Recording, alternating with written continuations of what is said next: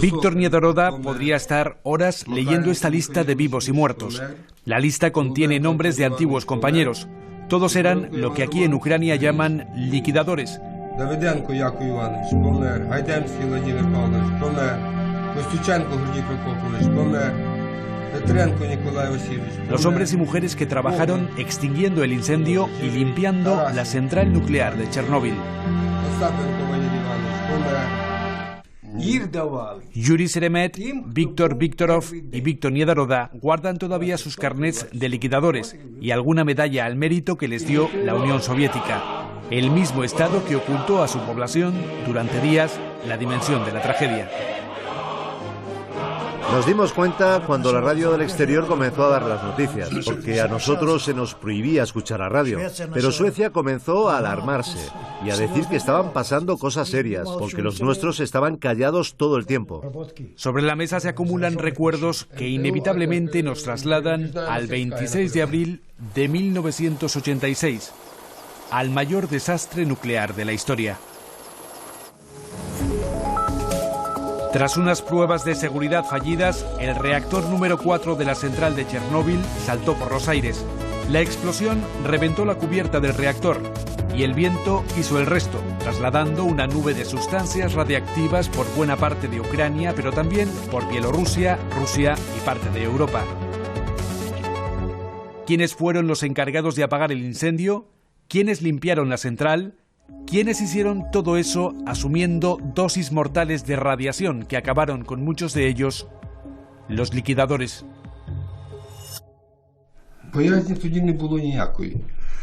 En aquel entonces no temíamos a nada. Lo que pasa es que en un principio no entendíamos qué ocurría y luego me parece que tuvimos mucho patriotismo porque teníamos que defender nuestra tierra. En el pueblo de Chernóbil, junto al parque de bomberos, se levanta un monumento a aquellos liquidadores. Fueron unos 600.000. Hoy apenas viven unos 140.000. La edad y las enfermedades derivadas de la radiación se están llevando a los liquidadores, pero la placa del monumento tiene una leyenda contra el olvido y reza así: a los que salvaron el mundo.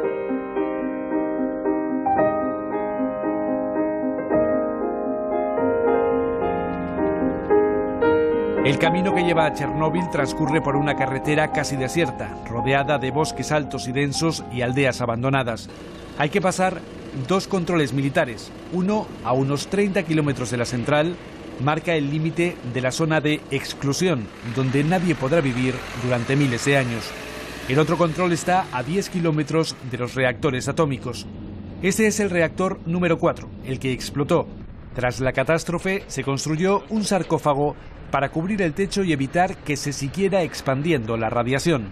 Pero la vida útil de esa obra ya terminó y ahora, a unos 200 metros, se está construyendo esta majestuosa obra de ingeniería. Se llama El Arco. Es más alto que la Estatua de la Libertad y más pesado que la Torre Eiffel. Su coste ronda los 2.000 millones de euros y es la solución que ha encontrado el mundo para que Chernóbil deje de ser una amenaza nuclear durante el próximo siglo. La nueva estructura protectora, el arco, está destinada a cubrir el reactor número 4, el destruido. Eso permitirá empezar a desmontar las construcciones inestables dentro del reactor para sacar el combustible que todavía se encuentra dentro.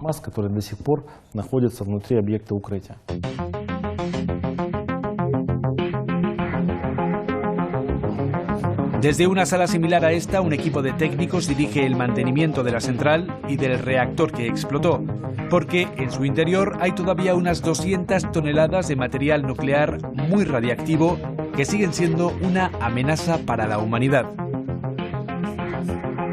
Los bosques de Chernóbil advierten de ese peligro. Las señales de radiactividad están al borde de la carretera y el dosímetro, el aparato que mide los niveles de radiación, no deja de pitar. En este punto, por ejemplo, la radiación es 4 veces superior al máximo que permite el gobierno ucraniano para una zona habitada.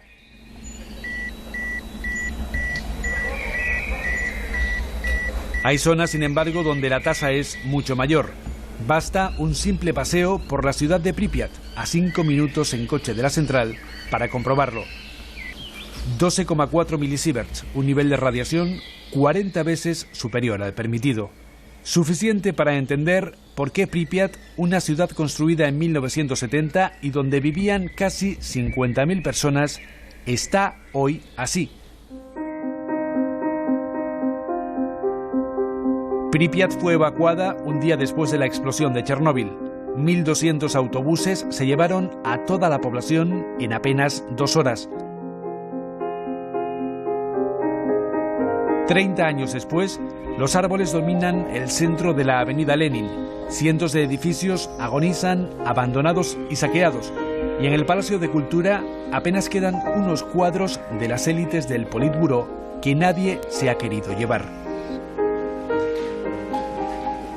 Pripyat pasó en pocos años de ser una ciudad modelo soviética, con sus casas, sus parques, sus grandes avenidas, con miles de trabajadores que construían la central, a ser prácticamente esto, una ciudad fantasma, el mayor símbolo del abandono, del dolor y de la muerte que dejó aquella catástrofe nuclear.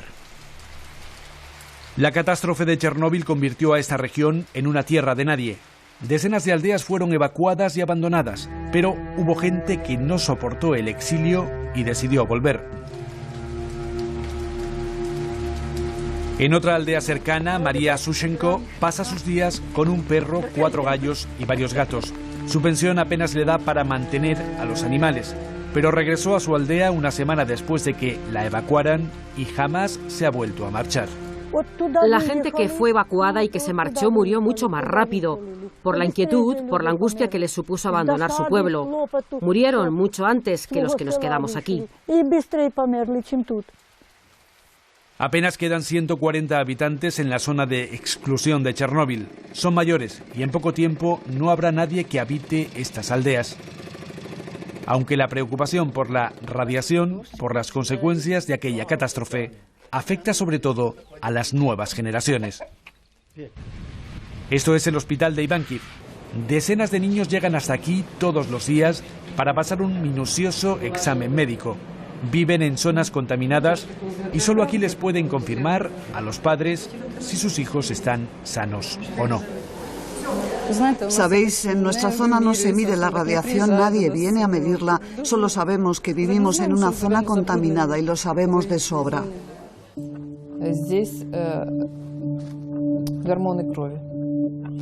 La doctora Oksana Kadun lleva tiempo denunciando que el gobierno no dice la verdad, que miente cuando afirma que los efectos de Chernóbil están controlados. Por eso, hace 2 años puso en marcha este programa que analiza los índices de radiación en las nuevas generaciones. Sus estudios han demostrado que elementos como el cesio o el estroncio siguen muy presentes sobre el terreno. Durante 30 años la gente ha seguido cultivando alimentos en zonas contaminadas y consumiendo esos alimentos. Y los niños los ingieren día tras día a través de la leche de las vacas o de las verduras. La conclusión es que la tercera generación de Chernóbil tendrá muchísimas patologías oncológicas. Las enfermedades del sistema cardiovascular se desarrollarán en una edad muy joven y la existencia de la cuarta y la quinta generación es discutible.